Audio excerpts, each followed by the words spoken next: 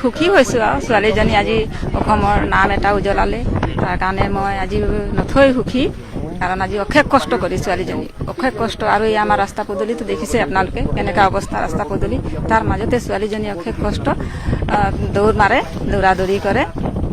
ৰাতিপুৱা গধূলি 2 টাইম তেনেকৈ অশেষ কষ্ট কৰি ছোৱালীজনীৰ যিটো কষ্ট কৰিলে সেই কষ্টৰ ফলাফল তাই পালে বাৰু পালেও মানে তাই অশেষ কষ্ট তাৰ কষ্টটোহে মোক বেছি মানে দুখ মানে তাৰ কষ্টটোহে মোৰ বেছি দুখ লাগিছে তাৰ মানে ই যে আজি নাম কঢ়িয়ালে সেইটো দুখটো নহয় মোৰ মানে তাৰ কষ্টটোহে মোৰ বেছি দুখ লাগিছে যি কি নহওক আজি ছোৱালীজনী ভালে কুশলে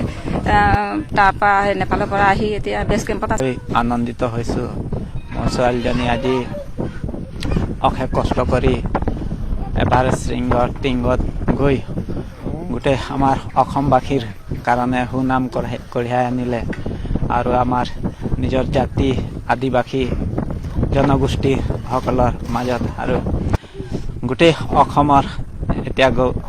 গৌৰৱময় কঢ়িয়াই আনিল বুলি মই কৈছোঁ আৰু অশেষ ধন্যবাদ ছোৱালীজনীক